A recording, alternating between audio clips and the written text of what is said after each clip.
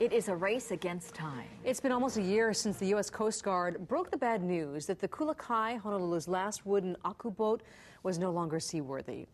KITV4's Catherine CRUZ joins us now with news about a last-ditch effort to save it. Catherine?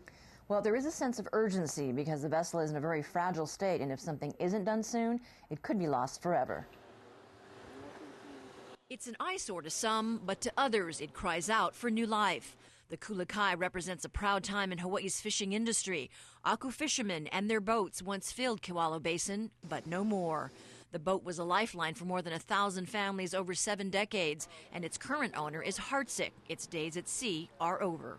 Trashing it is the last resort. Jacobe recalled the day the Coast Guard pulled a plug on his boat. Was very hurt, yeah, because what we did was like we fished it. We took the fish to market, and we used whatever extra money was available to repair the boat. No money, no repairs.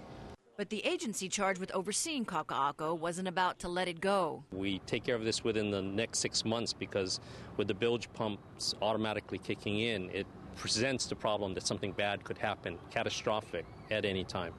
And so a team has come to brainstorm what's possible. There's the harbor master.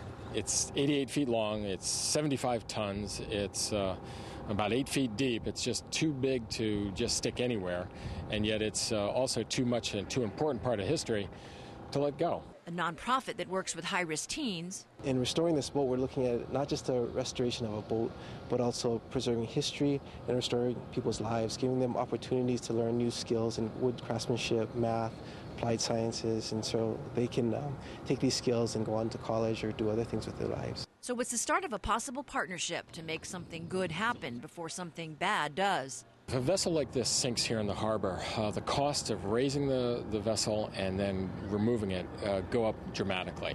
And granted, this vessel has had the fuels and the petroleum products taken off of it, but there's always going to be the risk of pollution damage to the environment. And on this day, past and present sit side by side. The KULA is docked next to the steel-hulled Nisei, now the only working aku boat around. There's a recognition, though, that the past cannot catch up with some of the modern advances, but it is not a reason for us to abandon the past or to forget it. KULA, now or never. And every day that it sits in the water, it slips further away. Laura? Wow. All right, thanks, Catherine. Well, we have news of a setback of another maritime relic, the Falls of CLYDE. The 132-year-old ship sits near the Aloha Tower awaiting a badly needed trip for an overhaul and dry dock.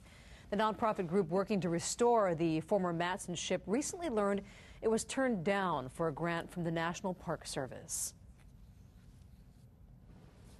Our application was for $455,000, which we hoped would have been the initial seed money to be matched, then to give us enough money to get into dry dock and get some material physical repairs done to the ship. So that's on hold at this point. The group is looking at reapplying later this year. The most recent work on the ship included installing a plywood deck to prevent more water from leaking down into the historic ship. The next project will be to replace key mooring lines and wiring. There's also a plan to restore the captain's cabin to rent it out as a possible revenue generator.